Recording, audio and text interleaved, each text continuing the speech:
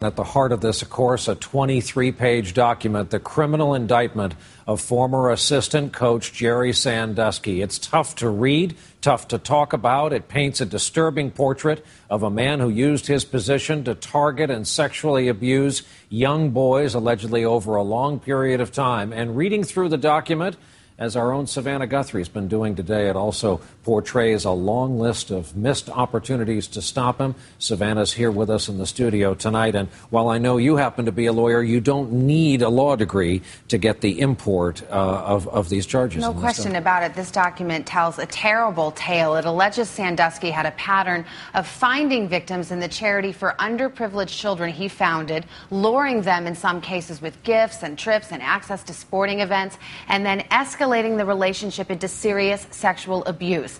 The indictment tells the story of 8 different victims, some of whom were subjected to repeated oral sex and intercourse. It's a timeline that starts in 1996 but doesn't end with Sandusky's arrest until 15 years later. Jerry Sandusky is already working at Penn State for nearly a decade when he starts the Second Mile in 1977, a nonprofit aimed at helping kids in trouble. Nearly 20 years later, in 1996, the indictment charges Sandusky takes a young boy under 10 to the football complex's locker room and touches him in the shower.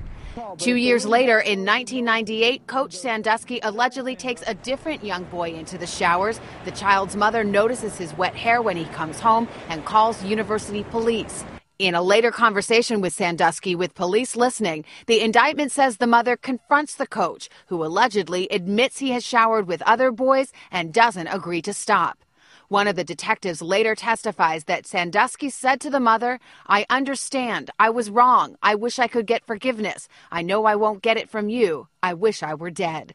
According to the indictment, the Pennsylvania Department of Public Welfare says Sandusky admits to the encounter, but the case is closed with no criminal charges filed. In 1999, Sandusky retires from Joe Paterno's staff, but is still permitted access to the team and its facilities. The indictment says during football season in the fall of 2000, a janitor who was a temporary employee at the school sees Sandusky having oral sex with a boy in the team's shower. His supervisor tells the janitor how to make a report, but the janitor never does. Then, in March 2002, according to court documents, then graduate assistant, now assistant coach Mike McQuarrie, says he witnesses Sandusky at the team's facilities having intercourse with a boy in the showers who looks to be about 10 years old. Prosecutors say McQuarrie tells Coach Joe Paterno the next day.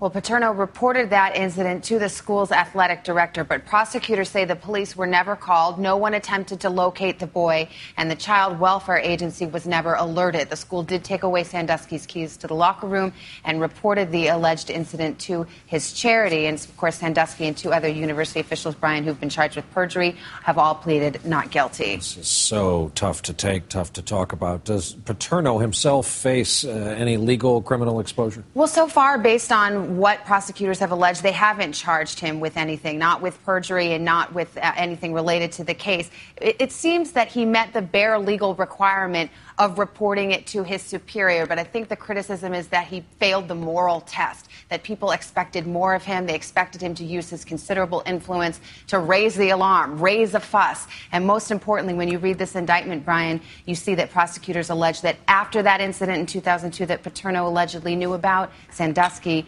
according to prosecutors, went on to molest at least one other boy. Savannah Guthrie here tonight with more on our lead story. Thanks.